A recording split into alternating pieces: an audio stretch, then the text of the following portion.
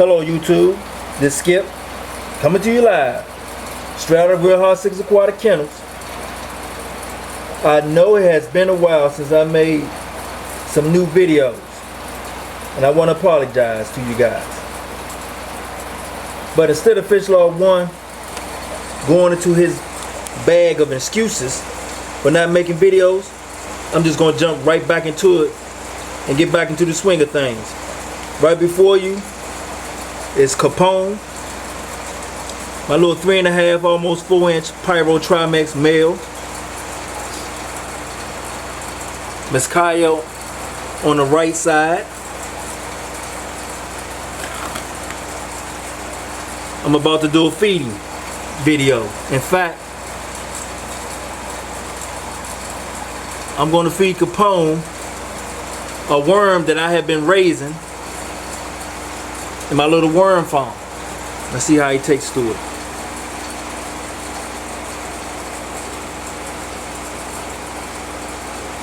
Oh, he gobbled that down real nice, real smooth.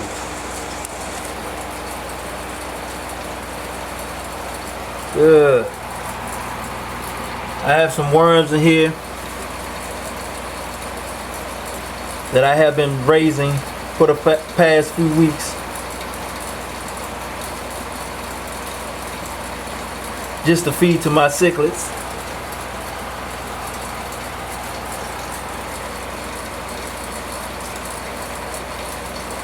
In fact, we're gonna go back in time and I'm gonna show you the science behind how I prepare my worms to feed to my cichlids.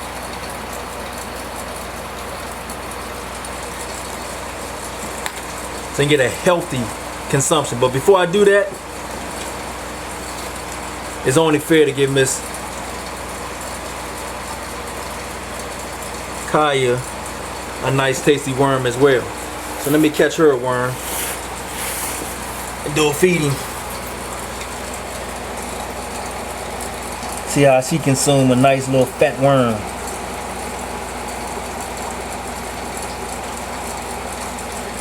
Oh, I got a nice one, right? Oh, I dropped him. On the floor, YouTube, he's on the floor.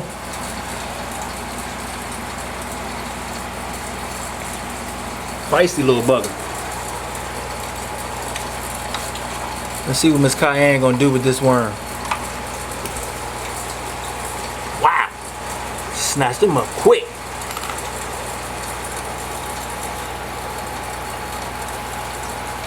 So while these two are consuming their nice fat juicy worms, we're gonna go back in time a little bit, YouTube, and check out how I prepare these worms for consumption. Hello YouTube and aquatic community, this Skip coming to you live straight out of Real Hot 6 Aquatic Kennels. I'm a little excited today. I'm back making videos on YouTube. What's up YouTube? I know a lot of you guys, been waiting patiently for me to make some new videos. I apologize for the delay, but you know, my tanks, my aquariums are outside and that storage building right there, and my water is, I have well water, so the water is a little too cold to actually do consistent water changes. Actually, I haven't did a water change or done a water change or perform any type of serious maintenance on my aquarium since last year. So I'm a little reluctant to actually do videos because my tanks are really not up to par. I have been supplementing videos on Facebook showing you guys a few fish here and there, you know, some tanks that looks decent, but never really all out. And that's because I need to get the tanks up to par first and everything, things of that nature. So I apologize for the delay, but I'm back, YouTube. I am back. Now, right before you, let's get right into it. I have two containers. One container, this nightcrawler container, old bait container I use. I have some worms still in here. I'm transferring the worms from this container to this container This little homemade container, little Tupperware bowl. I drilled some holes in, got some air in here. And I'm gonna explain to you why I have pellets. Actually koi fish food pellets in this container. And you can see the worms are already absorbing it. I don't know if the camera is catching that fuzz or bubble, but that means the worms are absorbing the food right as we speak. And I just placed them in here not even 2 minutes ago. I have some flake food in here as well. I have a few crushed up leaves in here. I'm gonna add a little bit of lettuce in here. And also, people, most importantly, you have to remember, if you even try this, when you have pellets as the bedding of your container or your quarantine container for your worms, you want to make sure you keep it moist, because these pellets absorb moisture, and they could possibly absorb the moisture from your worms and dry them out if your worms don't consume the pellets fast enough and they don't have enough moisture themselves to digest what you see right before you. So one of the things I do to keep that from happening, you know, got to get into the science about it. I have this container, and within this container is some aquarium water. I just did some water changes yesterday and able to extract some of that water from doing a water change from one of my aquariums. I mixed some garlic extract in it. I mixed a little Vital Chem in it, you know, vitamin supplement product. I also placed some golden seal and echinacea in this container of water as well. And what I do is apply not on the surface of the worms or the food.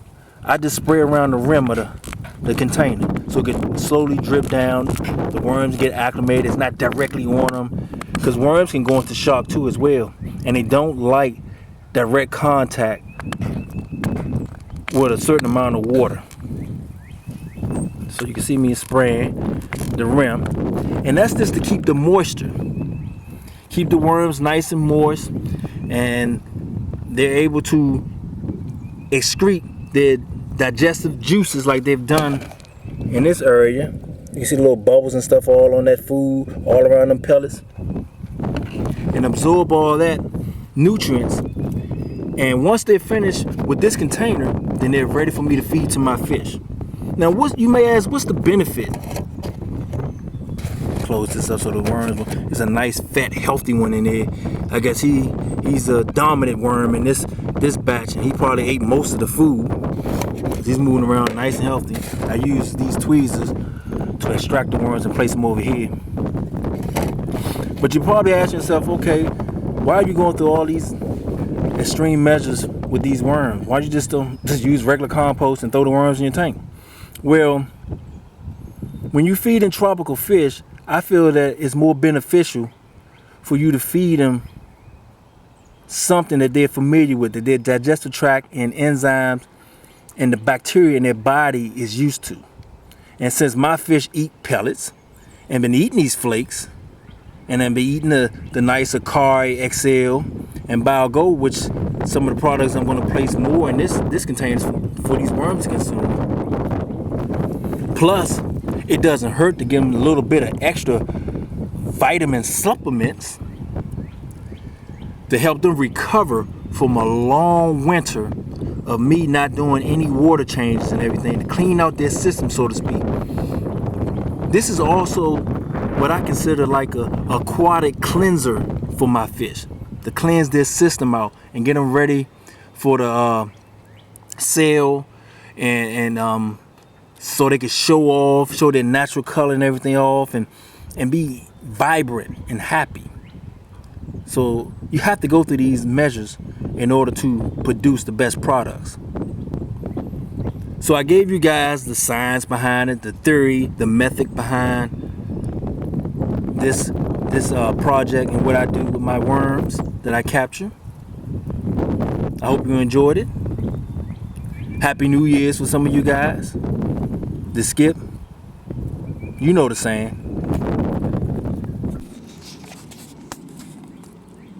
Check this out, YouTube. A little guy just fell in there. Guess my worms are reproducing as well. Isn't that something?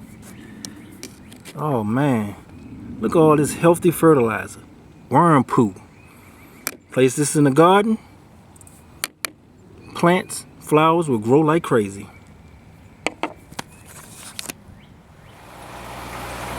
Now how cool was that, aquatic community? Pretty interesting, huh? How I prepare my worms for my cichlids to consume. Look at Miss Lexus, looking beautiful. Nice young female pyro trimax. I think she's pushing like 7 inches now. She's going to the glass head. My other female pyro.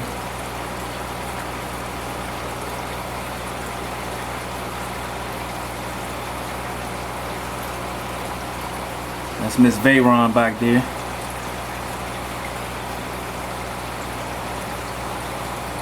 Look at her, she just hitting that glass. She is so game.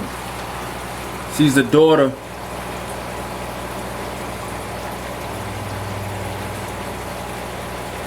of the great Kazoo and Miss Pikachu. So I hope you enjoyed this video. I hope it was insightful. Hope you may have picked up a few tricks that you can use. This skip, you know the saying.